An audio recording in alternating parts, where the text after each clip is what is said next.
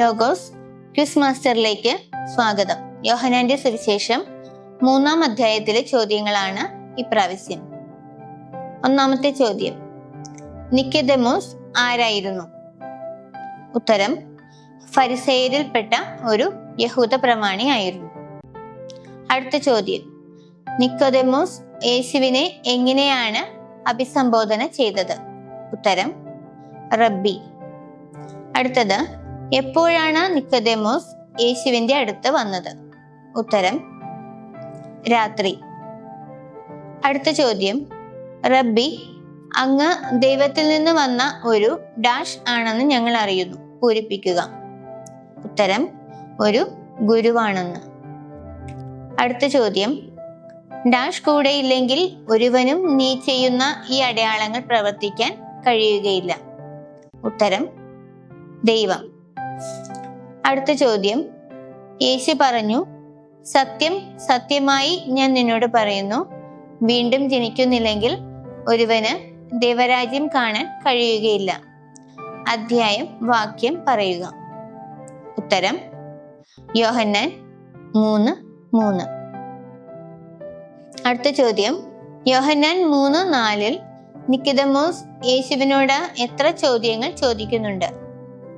ഉത്തരം, 2 ചോദ്യങ്ങൾ. അടുത്ത ചോദ്യം, നിക്കോദെമോസിന്റെ ചോദ്യങ്ങൾ ഏവ? ഒന്നാമത്തെ ചോദ്യം, പ്രായമായ മനുഷ്യന് ഇത് എങ്ങനെ സാധിക്കും?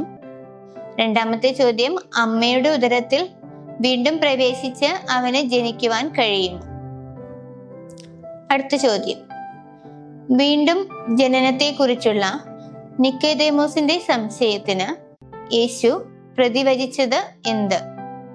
ഉത്തരം, സത്യം സത്യമായി ഞാൻ നിന്നോട് പറയുന്നു, ജലത്താലും ആത്മാവിനാലും ജനിക്കുന്നില്ലെങ്കിൽ ഒരുവനും ദൈവരാജ്യത്തിൽ പ്രവേശിക്കുക സാധ്യമല്ല. അടുത്ത ചോദ്യം, മാംസത്തിൽ നിന്ന് ജനിക്കുന്നത് എന്താണ് എന്നാണ് യേശു പറയുന്നത്? ഉത്തരം, മാംസമാണ്. അടുത്ത ചോദ്യം, ആത്മാവിൽ നിന്ന് ജനിക്കുന്നത് എന്താണ് എന്നാണ് യേശു പറയുന്നത്? ഉത്തരം, ആത്മാവ്. അടുത്ത ചോദ്യം, നിങ്ങൾ വീണ്ടും ജനിക്കണമെന്ന് ഞാൻ പറഞ്ഞതുകൊണ്ട് നീ വിസ്മയിക്കേണ്ടെന്ന് യേശു ആരോട് പറഞ്ഞു? ഉത്തരം, നിക്കോദെമോസിനോട്. അടുത്ത ചോദ്യം, ഏതുപോലാണ് ആത്മാവിൽ ജനിക്കുന്ന ഏവനും എന്നാണ് യേശു നിക്കോദെമോസിനോട് പറയുന്നത്? ഉത്തരം, കാറ്റ് അതിനിഷ്ടമുള്ളിടത്തേക്ക് വീശുന്നു, അതിന്റെ ശബ്ദം നീ കേൾക്കുന്നു, എന്നാൽ അത് എവിടെ നിന്നു വരുന്നെന്നോ എവിടേക്ക് പോകുന്നെന്നോ നീ അറിയുന്നില്ല. ഇതുപോലെയാണ് ആത്മാവിൽ ജനിക്കുന്ന ഏവനും. അടുത്ത ചോദ്യം, ഇതെല്ലാം എങ്ങനെ സംഭവിക്കുമെന്ന് നിക്കോദെമോസ് ചോദിച്ചപ്പോൾ യേശു പറഞ്ഞ 2 ചോദ്യങ്ങൾ ഏവ? ഒന്നാമത്തേത്, നീ ഇസ്രായേലിലെ ഗുരുവല്ലേ, എന്നിട്ടും ഇക്കാര്യമൊന്നും മനസ്സിലാകുന്നില്ലേ?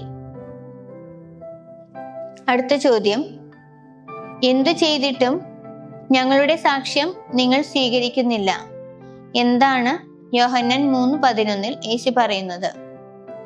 ഉത്തരം, സത്യം സത്യമായി ഞാൻ നിന്നോട് പറയുന്നു, ഞങ്ങൾ അറിയുന്നവയെ പറ്റി സംസാരിക്കുന്നു, കണ്ടവയെ പറ്റി സാക്ഷ്യപ്പെടുത്തുന്നു, എന്നിട്ടും ഞങ്ങളുടെ സാക്ഷ്യം നിങ്ങൾ സ്വീകരിക്കുന്നില്ല.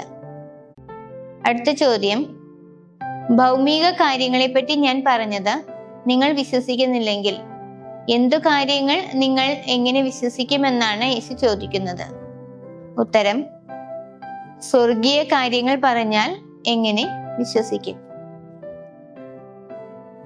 അടുത്ത ചോദ്യം, സ്വർഗത്തിൽ നിന്ന് ഇറങ്ങി വന്ന ഡാഷ് അല്ലാതെ മറ്റാരും ഇതുവരെ സ്വർഗത്തിൽ കയറിയിട്ടില്ല. ഉത്തരം, മനുഷ്യപുത്രൻ അല്ലാതെ. അടുത്ത ചോദ്യം, തന്നിൽ വിശ്വസിക്കുന്നവന് നിത്യജീവൻ ഉണ്ടാകേണ്ടതിന് എന്തുപോലെയാണ് മനുഷ്യപുത്രനും ഉയർത്തപ്പെടേണ്ടത്? ഉത്തരം, മോശ മരുഭൂമിയിൽ സർപ്പത്തെ ഉയർത്തിയതുപോലെ.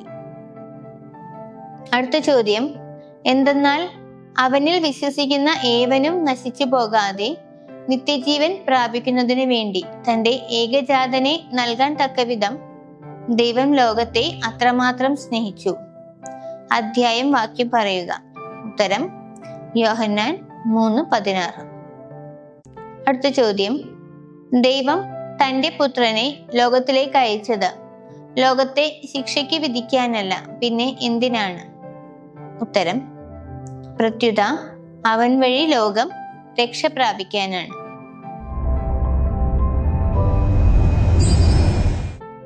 അടുത്ത ചോദ്യം, അവനിൽ വിശ്വസിക്കുന്ന ഒരുവനും ഡാഷ് പൂരിപ്പിക്കുക. ഉത്തരം ശിക്ഷയ്ക്ക് വിധിക്കപ്പെടുന്നില്ല. അടുത്ത ചോദ്യം, അവനിൽ വിശ്വസിക്കാത്തവന് എന്തു ഭവിക്കുന്നു? ഉത്തരം ദൈവത്തിന്റെ ഏകജാതന്റെ നാമത്തിൽ വിശ്വസിക്കായിക മൂലം നേരത്തെ തന്നെ ശിക്ഷയ്ക്ക് വിധിക്കപ്പെട്ടിരിക്കുന്നു. അടുത്ത ചോദ്യം, അവനിൽ വിശ്വസിക്കുന്ന ഏവനും നശിച്ചു പോകാതെ എന്ത് പ്രാപിക്കും? ഉത്തരം നിത്യജീവൻ. അടുത്ത ചോദ്യം, ദൈവം ഈ ലോകത്തെ അത്രമാത്രം സ്നേഹിച്ചത് എങ്ങനെയാണ്? ഉത്തരം തന്റെ ഏകജാതനെ നൽകിക്കൊണ്ട്. അടുത്ത ചോദ്യം, പ്രകാശം ലോകത്തിലേക്ക് വന്നിട്ടും മനുഷ്യർ പ്രകാശത്തേക്കാൾ അധികമായി എന്തിനെ സ്നേഹിച്ചു? ഉത്തരം അന്ധകാരത്തെ സ്നേഹിച്ചു. അടുത്ത ചോദ്യം, മനുഷ്യർ പ്രകാശത്തേക്കാൾ അധികമായി അന്ധകാരത്തെ സ്നേഹിക്കാൻ കാരണമെന്ത്?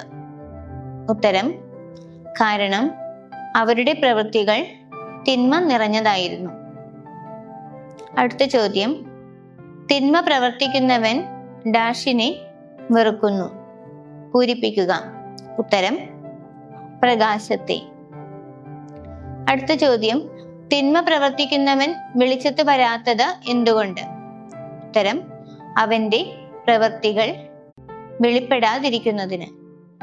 അടുത്ത ചോദ്യം, സത്യം പ്രവർത്തിക്കുന്നവൻ വെളിച്ചത്തിലേക്ക് വരുന്നത് കൊണ്ട് എന്ത് വെളിപ്പെടുന്നു? ഉത്തരം അങ്ങനെ അവന്റെ പ്രവൃത്തികൾ ദൈവ ഐക്യത്തിൽ ചെയ്യുന്നവയെന്ന് വെളിപ്പെടുന്നു. അടുത്ത ചോദ്യം, യേശുവും നിക്കോദേമോസും തമ്മിലുള്ള സംസാരത്തിനു ശേഷം യേശുവും ശിഷ്യന്മാരും എങ്ങോട്ട് പോയി? ഉത്തരം യൂദയ ദേശത്തേക്ക് പോയി. അടുത്ത ചോദ്യം, യൂദയ ദേശത്ത് യേശു ശിഷ്യന്മാരോടൊത്ത് താമസിച്ച് എന്തു ചെയ്തു? ഉത്തരം അവൻ അവരോടൊത്ത് താമസിച്ച് സ്നാനം നൽകി. അടുത്ത ചോദ്യം, യേശു യൂദയായിൽ സ്നാനം നൽകിയപ്പോൾ യോഹന്നാൻ എവിടെയാണ് സ്നാനം നൽകിയതായി പറയുന്നത്? ഉത്തരം സാലിമിനടുത്തുള്ള ഏനോനിൽ. അടുത്ത ചോദ്യം, ഏനോനിൽ സ്നാനം നൽകാൻ കാരണമെന്ത്? ഉത്തരം വെള്ളം ധാരാളം ഉണ്ടായിരുന്നതിനാൽ. അടുത്ത ചോദ്യം, യോഹന്നാന്റെ ശിഷ്യന്മാരും ഒരു യഹൂദനും തമ്മിൽ എന്തു കാര്യത്തെക്കുറിച്ചാണ് തർക്കമുണ്ടായത്? ഉത്തരം ശുദ്ധീകരണത്തെ പറ്റി. അടുത്തത്, യോഹന്നാൻ ഇനിയും എന്ത് ചെയ്യപ്പെട്ടിരുന്നില്ല എന്നാണ് 3-ാം അധ്യായം 24-ാം വാക്യത്തിൽ കാണുന്നത്? ഉത്തരം കാരാഗൃഹത്തിൽ അടയ്ക്കപ്പെട്ടിരുന്നില്ല. അടുത്തത്, യോഹന്നാന്റെ സുവിശേഷം 3:14 സമാനമായ പഴയ നിയമഭാഗം ഏത്? ഉത്തരം സംഖ്യ 21:9. അടുത്ത ചോദ്യം, എല്ലാവരും അവന്റെ അടുത്തേക്ക് പോകുകയാണ്. ആരുടെ? ഉത്തരം യേശുവിന്റെ.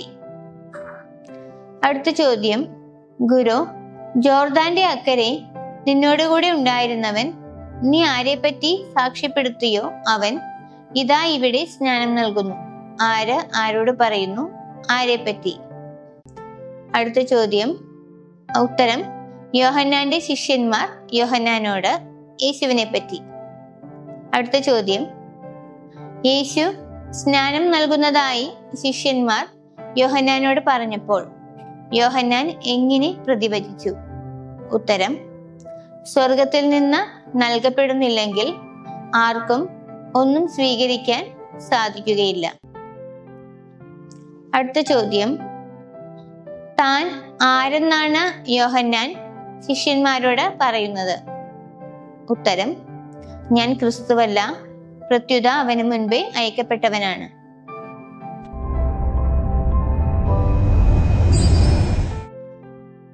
അടുത്ത ചോദ്യം, ഞാൻ ക്രിസ്തുവല്ല എന്ന് പറഞ്ഞതിന് ആര് സാക്ഷികളാണെന്നാണ് യോഹന്നാൻ പറയുന്നത്? ഉത്തരം, യോഹന്നാന്റെ ശിഷ്യന്മാർ. അടുത്ത ചോദ്യം, മണവാട്ടിയുള്ളവൻ ആര്? ഉത്തരം, മണവാളൻ. അടുത്തത്, മണവാളന്റെ സ്വരത്തിൽ വളരെ സന്തോഷിക്കുന്നത് ആര്? ഉത്തരം, അടുത്തുനിന്ന് മണവാളനെ ശ്രവിക്കുന്ന സ്നേഹിതൻ. അടുത്തത്, അതുപോലെ എന്റെ സന്തോഷം ഇപ്പോൾ ഡാഷ് ആയിരിക്കുന്നു, പൂരിപ്പിക്കുക. ഉത്തരം, പൂർണ്ണമായിരിക്കുന്നു. അടുത്തത്, അവൻ വളരുകയും ഞാൻ കുറയുകയും വേണം. അധ്യായം, വാക്യം. ഉത്തരം, യോഹന്നാൻ 3:30. അടുത്ത ചോദ്യം, ഉന്നതത്തിൽ നിന്ന് വരുന്നവൻ ഡാഷ് ആണ്. ഉത്തരം, എല്ലാവർക്കും ഉപരിയാണ്. അടുത്തത്, ആരാണ് ഭൂമിയുടേത്? ഉത്തരം, ഭൂമിയിൽ നിന്നുള്ളവൻ. അടുത്തത്, ആരാണ് ഭൗമിക കാര്യങ്ങൾ സംസാരിക്കുന്നത്? ഉത്തരം, ഭൂമിയിൽ നിന്നുള്ളവൻ. അടുത്ത ചോദ്യം, സ്വർഗത്തിൽ നിന്ന് വരുന്നവൻ ഡാഷ് ആണ്. ഉത്തരം, എല്ലാവർക്കും ഉപരിയാണ്. അടുത്ത ചോദ്യം, അവൻ കാണുകയും കേൾക്കുകയും ചെയ്തതിനെ പറ്റി സാക്ഷ്യപ്പെടുത്തുന്നു ആര്? ഉത്തരം, സ്വർഗത്തിൽ നിന്ന് വരുന്നവൻ. ആരുടെ സാക്ഷ്യമാണ് ആരും സ്വീകരിക്കാത്തത്? ഉത്തരം, സ്വർഗത്തിൽ നിന്ന് വരുന്നവന്റെ സാക്ഷ്യം. അടുത്ത ചോദ്യം, സ്വർഗത്തിൽ നിന്നുള്ളവന്റെ സാക്ഷ്യം സ്വീകരിക്കുന്നവൻ എന്തിനാണ് മുദ്ര വയ്ക്കുന്നത്? ഉത്തരം, ദൈവം സത്യവാനാണ് എന്നതിന് മുദ്ര വയ്ക്കുന്നു. അടുത്തത്, ദൈവം അയച്ചവൻ ആരുടെ വാക്കുകൾ സംസാരിക്കുന്നു? ഉത്തരം, ദൈവത്തിന്റെ വാക്കുകൾ. അടുത്ത ചോദ്യം, ദൈവം എങ്ങനെയല്ല ആത്മാവിനെ കൊടുക്കുന്നത്? ഉത്തരം, അളന്നല്ല ആത്മാവിനെ കൊടുക്കുന്നത്. അടുത്ത ചോദ്യം, പിതാവ് ഡാഷിനെ സ്നേഹിക്കുന്നു. ആരെ? പൂരിപ്പിക്കുക. ഉത്തരം, പുത്രനെ. അടുത്ത ചോദ്യം, പിതാവ് ആരുടെ കയ്യിൽ എല്ലാം ഏൽപ്പിച്ചിരിക്കുന്നു? ഉത്തരം, പുത്രന്റെ കൈകളിൽ എല്ലാം ഏൽപ്പിക്കുകയും ചെയ്തിരിക്കുന്നു. അടുത്ത ചോദ്യം, ആർക്കാണ് നിത്യജീവൻ ലഭിക്കുന്നത്? ഉത്തരം, പുത്രനിൽ വിശ്വസിക്കുന്നവന്. ആരാണ് ജീവൻ ദർശിക്കാത്തത്? ഉത്തരം, പുത്രനെ അനുസരിക്കാത്തവൻ. അടുത്ത ചോദ്യം, ആരുടെ മേലാണ് ദൈവകോപം ഉള്ളത്? ഉത്തരം, പുത്രനെ അനുസരിക്കാത്തവന്റെ മേൽ.